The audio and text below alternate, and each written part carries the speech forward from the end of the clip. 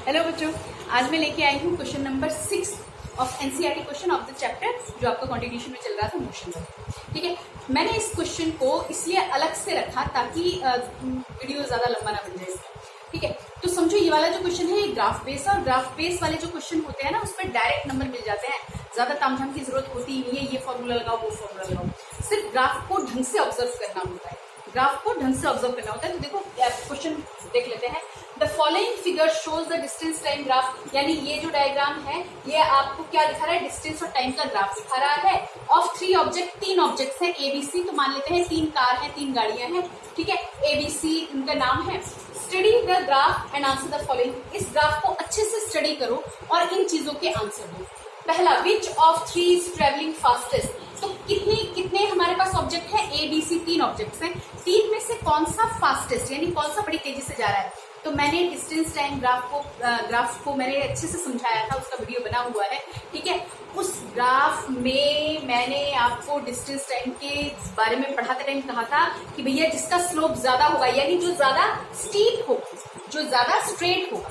ठीक है, यानी ये कहो कि 90 के साथ यानी कि एंगल जिसका ज्यादा बड़ा होगा।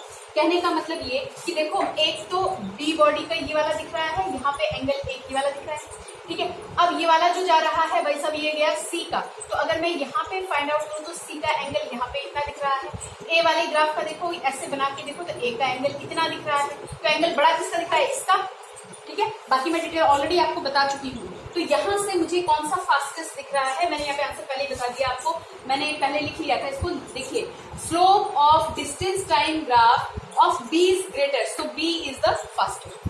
बी क्या है, फास्टर है। ठीक है, ये तो समझ में आ गया होगा। अच्छा, बी पार्ट में देखते हैं, बी पार्ट क्या कह रहा है, are all 3 ever at the same point on the road, क्या तीनों किसी एक पॉइंट पे मिली।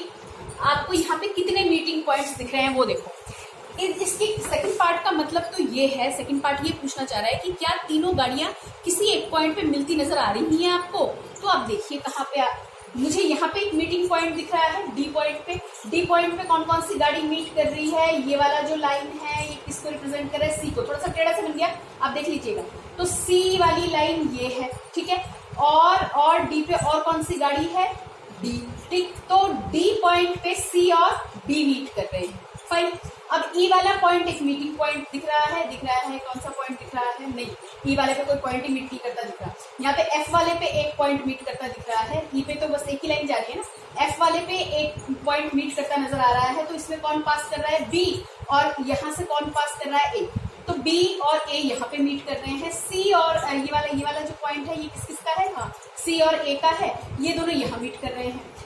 तो भैया कहीं पे तीनों गाड़ियां इकट्ठे मीट नहीं कर रही, दो गाड़ी एक जगह पे तो मीट कर रही हैं। तो इसका आंसर आप क्या कर दीजिए, नो, नेवर, नेवर। ठीक है, हाउ फार, ये फार है, पास नहीं है। How far has C travelled when B passes A, C ने कितना डिस्टेंस ट्रेवल किया जब बी ने ए को पास किया। सी ने कितना डिस्टेंस ट्रेवल किया जब बी ने ए को पास किया। तो ध्यान से देखना ग्राफ को, बी ने ए को यहाँ पे पास किया है ना भैया, ये वाला जो है, ये जो लाइन है ये ए की है। ठीक है, ये जो लाइन है ये बी की है। तो जब बी ने ए को पास ऑन किया, ए आगे बढ़ गया बी को छोड़ के, तो सी कहाँ पे था, सी ने कितनी दूरी तय की थी भैया, उस वक्त सी कहाँ पे था, सी यहाँ पे था, इसी पॉइंट पे ना, इसी पॉइंट पे ए और बी क्रॉस करके जा रहे थे। तो इस पॉइंट पे कौन आ गया, इस पॉइंट पे सी आ गया। ये वाली जो लाइन है वो किसकी है, सी की। तो सी ने कितना डिस्टेंस यहाँ तक कवर किया था, 6.6। भैया ये ई पॉइंट किसको दिखा रहा है, 6.6, आपको ग्राफ में दिया हुआ होगा, ध्यान से देखना एनसीईआरटी की बुक। ठीक है, ये 6 है, ये 8 है, यहाँ पे कौन सा पॉइंट लिया मैंने, 6.6। तो सी कितनी दूरी पे था उस वक्त, 6.6 डिस्टेंस कवर किया था। तो सी स्टार्ट कहाँ से हुआ था, सी स्टार्ट तो 2 से हुआ था, और कहाँ तक, जब बी ने ए को क्रॉस किया तब तक कहाँ पे पहुंचा था, इस पॉइंट पे। तो नेट डिस्टेंस कितना कवर किया, 2, और यहाँ पे 6.6। डिस्टेंस कितना कवर किया, सी ने डिस्टेंस कितना कवर किया, 6.6 किलोमीटर माइनस, क्योंकि यहाँ पे तो ऑलरेडी कवर था 2 किलोमीटर, यहाँ से ही तो स्टार्ट हुआ था ये। तो कितना हो गया बच्चों, यहाँ पे आ गया हमारे पास 4.6 किलोमीटर। ये बात समझ में आई, ये बात समझ में आई। थोड़ा ध्यान से देखिएगा, स्टडी कीजिएगा कि है कहाँ पे। ये बी ने ए को इस पॉइंट पे क्रॉस किया, तब सी कहाँ पे था, यहाँ पे जस्ट इसके नीचे, ठीक है। तो ये वाला डिस्टेंस कितना 6.6 और स्टार्ट कहाँ से हुआ था 2 से, उससे पहले का तो हमारे पास है ही नहीं, तो 2 से लेके 6.6 नेट कितना हुआ 6.6 माइनस 2, ठीक है, कितना आया 4.6 किलोमीटर। बोलो बात समझ में आई, ठीक है ना। नहीं होगा तो भैया मेरे को कमेंट में बता देना, मैं दोबारा से बता दूंगी आपको। हाउ फार डिड, ये डिड है, डिड मेरा मिट गया यहाँ से, how far did B travel between the time it passes C. अब ये बताइए कि how far B travel, B ने कितना डिस्टेंस ट्रेवल किया, फार बोल रहा है ना, between the time it passes C, जब तक कि वो उस समय में जब तक कि उसने सी को पास किया।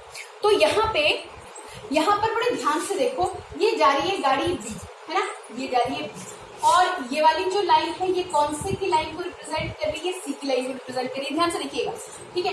तो बी ने सी को जब पास किया तो उस वक्त बी कितना ट्रेवल कर चुका था, अगर मैं यानी डिस्टेंस की तो बात कर रहे हैं, अगर मैं यहाँ से लाइन खींचना स्टार्ट करूं तो कितना किलोमीटर डिस्टेंस ट्रेवल कर चुका था, 5 किलोमीटर का डिस्टेंस ट्रेवल कर चुका था। ग्राफ से दिख गया, इसने यही बोला ना, how far did B travel, B ने कितनी दूरी तय की between the time it passes C, उस समय में जब तक इसने सी को पास किया। तो ये सी वाली गाड़ी तो यहाँ से स्टार्ट हुई थी, जब ऑलरेडी डिस्टेंस कितना था 2, तो बी वाला जब इसको मीट करेगा, बी वाली लाइन जब सी को मीट करेगी तो बी वाला कितना कवर कर चुका होगा, बी वाला 0 से लेके 5, यानी कि नेट कितना डिस्टेंस कवर कर चुका होगा, नेट 5 किलोमीटर का डिस्टेंस कवर कर चुका होगा, ठीक है। अब भी इसमें कुछ दिक्कत आती है तो मेरे को एक बार कमेंट करना, अच्छा लगे तो लाइक करना, ठीक है। अच्छा अब एक चीज और सुनो, एक क्वेश्चन और कर लेते हैं, ज्यादा बड़ा नहीं बना है, एक क्वेश्चन और कर लेते हैं फटाफट से, छोटा सा क्वेश्चन है इसके बाद वाला क्वेश्चन पर सब आ जाओ करते हैं। हाँ जी बेटा, 7th क्वेश्चन लिख लिया है एनसीईआरटी का, मोशन चैप्टर का, राइट। तो अब इस क्वेश्चन को जरा एक बार पढ़ जाओ फटाफट से, बहुत आसान question. A ball is drop from a height of 20 metre, पहली ही लाइन में वो आपको क्या बता रहा है कि बॉल को ड्रॉप किया गया, छोड़ दिया गया, है ना। तो ड्रॉप करने वाली कंडीशन यानी कि इनिशियल वेलोसिटी कितनी, 0, फेंका नहीं गया, ऐसा नहीं फेंका गया, जस्ट कोई बगैर किसी फोर्स लगाए छोड़ दिया।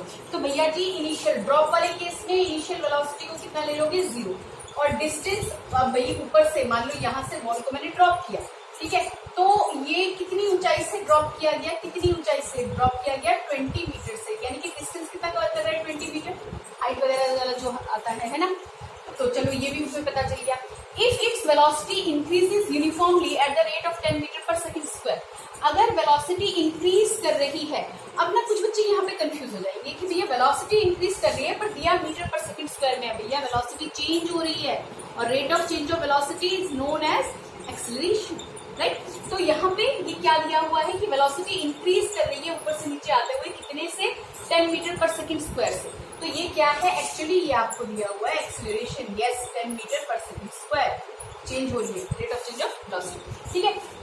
With what velocity will it strike the ground, बताओ कितनी वेलोसिटी से वो ग्राउंड को हिट करेगा, ऊपर से तुमने बॉल छोड़ दिया तो किसी वेलोसिटी से आके आराम से जमीन पे लगेगा, है ना, तो कितनी वेलोसिटी से वो ग्राउंड को स्ट्राइक करेगा, क्लियर। हाँ, और दूसरा क्या पूछा हुआ है, after what time will it strike the ground, यानी 2 चीजें पूछी हुई है, कम से कम 2 नंबर का क्वेश्चन तो है ही, ठीक है, या 1.5 करके इसको 3 मार्क्स का न्यूमेरिकल क्वेश्चन बनाया जा सकता है आपके क्विज, ठीक है। तो पहले निकालते हैं, यानी हमें निकालना क्या क्या है बालक, हमें निकालना है फाइनल वेलोसिटी v और क्या निकालना है, टाइम t। तो कल के क्लास में भी मैंने आपसे कहा था कि भैया ये लगा जाओ कि हमें पूछा क्या है और उसके साथ साथ हमारे कौन कौन से फॉर्मूले बिठाए जा सकते हैं, है ना। तो पहला है v is equal to u plus a t, ठीक, s is equal to u t plus half a t square, ठीक है, और b square minus u square is equal to 2as, ठीक, ये 3 है हमारे पास, ठीक है। अब इन तीनों में से मुझे अगर निकालना है वेलोसिटी ये वाला अगर निकालना है ना, तो मैं क्या सोचूंगी, मुझे पहले वेलोसिटी पूछा, मैं वेलोसिटी निकालना चाहती हूँ, क्या ये वाला लगा दें, ये वाला लगा दें, ये नहीं लगा सकते। क्यों नहीं लगा सकते, क्योंकि एक ही इक्वेशन में 2 अननोन चीजें अगर हो गई तो या तो हमें अलग से निकालना पड़ेगा, तो क्यों इतना टेंशन लो, देख लेते हैं कि कहाँ पे हमारा डायरेक्ट निकलता है। तो कम से कम चीजें निकालने की हो, ज्यादा से ज्यादा चीजें दी हुई हो, ऐसे फॉर्मूले को लिया। v is equal to u plus a t, ये v निकालना है, u को हम 0 रख देंगे, a हमारे पास अगर 10 रख दिया तो टाइम का झमेला पड़ेगा, यानी टाइम हमें निकालना है, तो इस फॉर्मूले को यहाँ तो नहीं निकालते। हाँ, टाइम निकालने के लिए इस फॉर्मूले का हम यूज कर सकते हैं, लेकिन मैं क्या निकालना चाह रही हूँ फिलहाल v, तो मैं ये फॉर्मूला नहीं लगा। s इज इक्वल टू यहाँ पे तो v आ ही नहीं रहा, तो इसको तो लगाने का कोई मतलब ही नहीं, तो बचा यानी ये लगा डालो, देखो सोल्यूशन में हम क्या कर रहे हैं, v square minus u square is equal to 2s। आ जाओ, v स्क्वायर मुझे निकालना है, इनिशियल वेलोसिटी 0 है, 2, एक्सेलरेशन कितने का दिया हुआ है 10 का, डिस्प्लेसमेंट कितना कवर किया 20, कोई यूनिट चेंज नहीं हो रहा, कहीं किलोमीटर आवर नहीं दिया हुआ, तो इसलिए आपको टेंशन लेने की जरूरत नहीं, सारा का सारा मैंने डायरेक्ट कर दिया। अगर किलोमीटर में रखा होता तो आपको चेंज करने की जरूरत पड़ती। तो यहाँ पे v स्क्वायर बच्चा पार्टी मेरे पास कितना आ गया, 400 आ गया, यानी कितना आ जाएगा 400 मीटर पर सेकेंड, यानी कि v कितना आ जाएगा 20 मीटर पर सेकेंड। बोलो v समझ में आ गया, फाइन। अब मुझे क्या निकालना है, t, तो t तो यहीं से निकल सकता था बड़े आराम से, s की जरूरत ही नहीं थी। इसको रखेंगे तो खामा खामा मुझे t का स्क्वायर करना पड़ेगा, तो मैं इसको यहाँ पे नहीं रख रही। यहाँ से ऊपर वाले इक्वेशन को मैं अप्लाई करने वाली हूँ। t कैसे निकल जाएगा बच्चों, फॉर्मूला क्या है, v is equal to u plus at, है ना, तो v minus u is equal to 80, है ना, तो t is equal to v minus u upon A.